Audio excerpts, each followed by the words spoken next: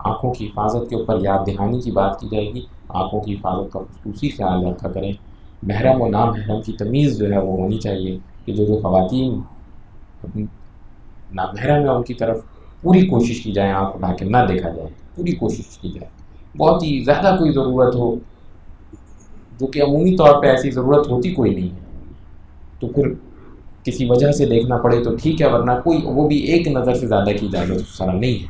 خواہ وہ T V کے اوپر ہو, خواہ وہ موبائل کے اوپر ہو, خواہ وہ کسی اشتہار پر ہو, خواہ کسی بھی موقع پر ہو, تو اس چیز کا پورا اہتمام کریں.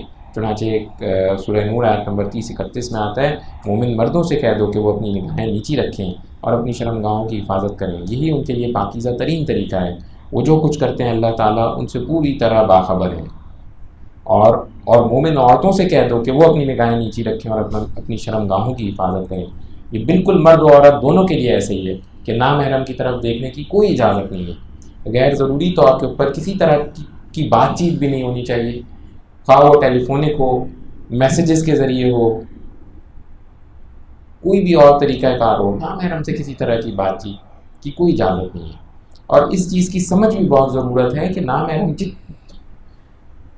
رشتہ داروں میں بہن کو, والدہ کو, خالہ کو, پھوپھی کو چھوڑ کر کے, دادی نانی کو چھوڑ کر کے, تو پھر ساری نامحرم ہوتی ہیں. ایسا نہیں ہے کہ آپ رشتہ داروں میں کزنز ہیں تو آپس میں باتیں چیت کریں, تو وہ بھی نامحرم کے درجے میں آتی ہیں. جو بندہ بالغ ہوتا جا رہا ہے, جیسے یہاں سب بیٹھے ہیں تو وہ زیادہ تر حضرات یہاں سارے بالغ ہیں, تو وہ ان کی کسی صورت کسی نامحرم سے کوئی بات چیت دوستی نہیں ہونی چاہیے. کوئی کام ہو, کوئی ضرورت ہو, اس سلسلے میں بات چیت ہوگی تو آنکھیں بالکل جھکی ہوئی ہوں گی, اور ضرورت سے علاوہ ایک بات اور آگے نہیں ہوگی. اور خصوصی طور پہ اس چیز کا خیال رکھا جائے کہ موبائل پر بھی اور ٹی وی پر بھی یہی اصول لگتا ہے. موبائل پہ اشتہارات میں, ویڈیوز میں, ڈراموں میں یہی اصول لگتا ہے, تو ادھر بھی دیکھنے کی اجازت غیر ضروری نہیں ہے.